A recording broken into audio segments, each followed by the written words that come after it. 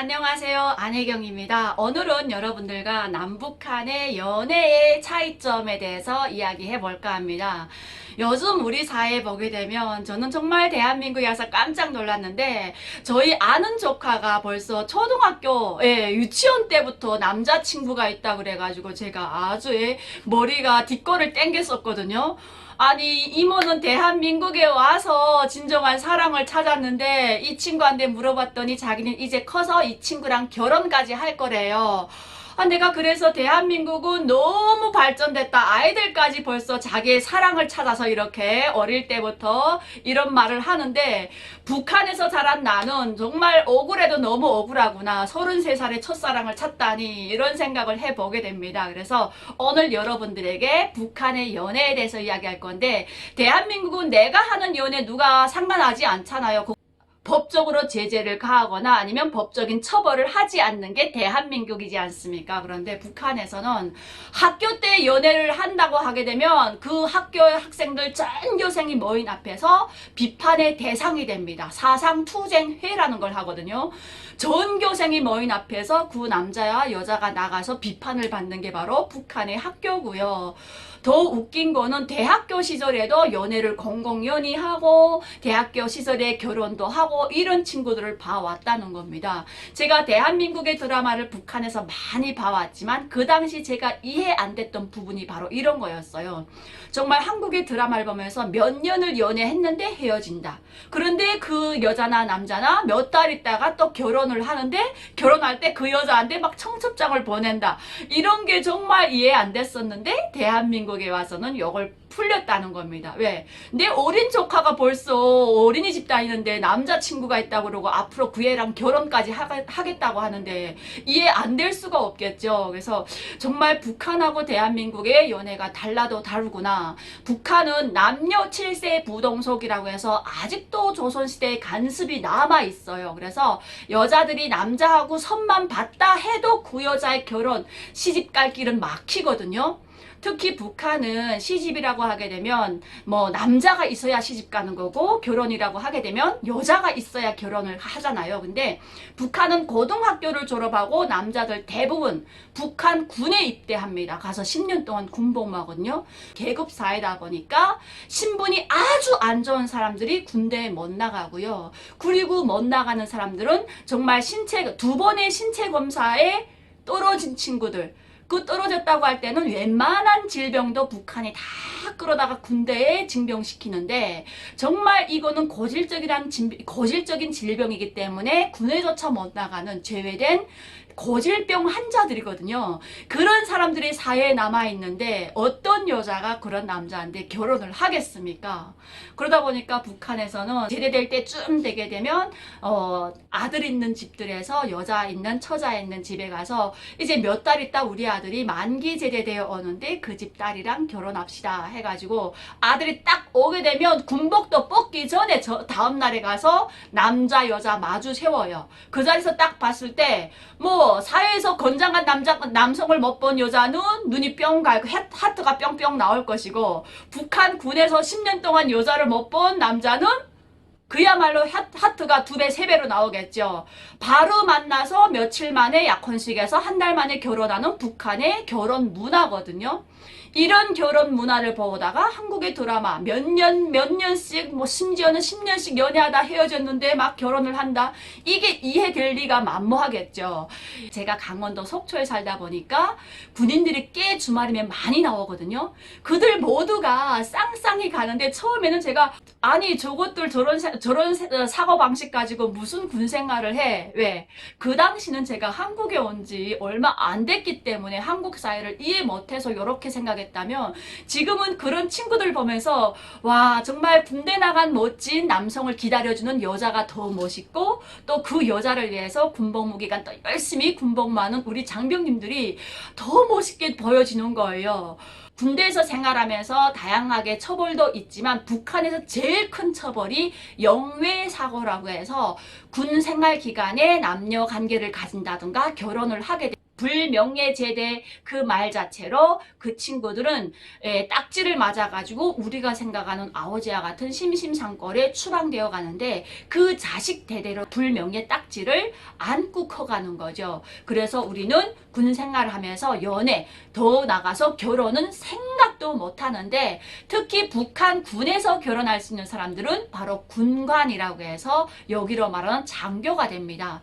장교하게 되면 북한은 군관 학교 갔다 와서 병사 생활 기간 거쳐서 군관 학교 갔다 오게 되면 군관이 되는데 군관 되게 되면 군관 휴가가 있습니다. 군관 학교 졸업해서 부대 배치 받아가지고 보름 동안의 군관 휴가가 있는데 이 기간에 결혼까지 하고 와야 되는 거예요. 그러면 이 친구는 결혼 휴가 가기 전에 부모님한테 편지를 씁니다. 내가 언제부터 언제까지 군간 휴가를 가니까 이때 결혼을 해야 되는데 여자를 하나 해주세요 하게 되면 결혼을 하게 되는데 여기서 잠깐 제 얘기를 좀 해볼게요. 제가 어릴 때 저희 부모님이 평북도 출신이다 보니까 그 당시 평북도 신의주에서 김책공대를 간 거는 그 고향에서 3명이었어요. 선후배가 해가지고 그래서 선후배가 졸업을 해가지고 김책공대에서 함경도 해령으로 배치받은 거예요.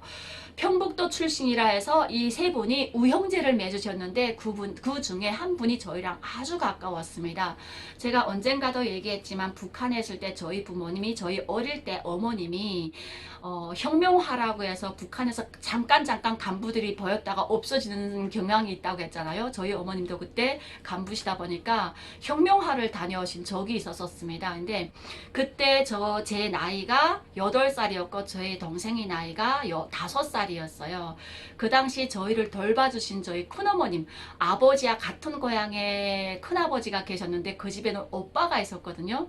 어릴 때 제 눈에는 그 오빠가 그렇게 멋있어 보였습니다. 근데 어느 날 갑자기 제가 병원에서 근무하고 있는데 그 오빠가 오셨더라고요. 그래서 오빠를 오랜만에 저도 정말 그 당시 군복무 하는 기간 오빠를 못 봤었고 해서 거의 10년 지나서 만나다 보니까 너무 멋지게 장성한 오빠에다가 거기다 이렇게 군관복을 입고 나왔는데 너무 멋지더라. 그래서 너무 기뻐가지고 어릴 때처럼 막 발을 동동 굴렸는데 오빠가 제가 퇴근할 때까지 밖에서 계속 기다려 주시는 거예요. 그래서 동생이 퇴근할 때 무서워서 기다리는가 했더니 그래서 오빠 어떻게 왔어 했더니 휴가 왔는데 너한테 할 말이 있다. 그래서 뭔데 말해 그랬더니 자기 이번에 이렇게 휴가 왔고 결혼해가지고 가야 되는데 여자를 데리고 가야 되는데 사실은 그래서 제가 그래서 받은 여자는 있고 그랬더니 있다는 거예요. 누구야 했더니 바로 너라는 거예요. 이게 무슨 청천벽력 같은 소리입니까? 제가 어릴 때 정말 정말 코 질질 흘릴 때부터 오빠 하고 따라다니고 제 모든 모습을 다 반 오빠인데 어느 날 갑자기 오빠가 여보가 될 수는 없잖아요. 저는 너무 황당했고요. 그래가지고 말하다가 저는 아니라고 얘기를 하고 집에까지 딱 갔더니 또 큰아버지는 큰아버지대로 저희 아버지한테 지금 조이는 거예요. 내가 이렇게 해서 얘네를 키웠으니까 네 딸을 내 며느리로 삼겠다. 저희 아버지는 할 말이 없죠. 왜? 큰아버지 큰어머니가 저희를 좀 키워주셨으니까. 그러니까 할 말이 없고 그냥 아버지는 나는 그냥 내 딸 의향에 맡긴다 이렇게 된 거예요. 그래갖고 큰아버지가 딱 저를 앉혀놨더니 나는 더 말할 거 없고 그냥 너를 며느리로 삼을 거니까 우리 동훈이한테서 다 얘기 들었지. 어떻게 큰아버지가 하루아침에 아버님이 됩니까? 그래서 제가 큰아버지 이거는 아닌 것 같습니다. 그리고 박차고 나와서 그날 밤 직일도 아닌데 나와서 병원에서 하룻밤 자고 딱 들어갔거든요. 그랬더니 그 다음날 저녁에 큰아버지가 또 오셨어요. 저는 나름 걱정이 됐거든요. 큰아버지가 왜 또 오셨지 했더니 내일 우리 동훈이가 약혼하는데 오라는 거예요. 아니 어제 분명 저한테 와서 퇴짜 맞았는데 다음날 약혼을 한다고 하더라고요. 근데 약혼을 한다고 하니까 마음이 조금 그러더라고요. 그리고 일주일 있다 결혼해가지고 그 여자를 데리고 가는데 제 후배였어요. 저희 학교 후배였는데 그러다가 3년 있다가 오빠가 제대되면서 어느 큰 외화벌이 사장 운전수로 들어왔거든요.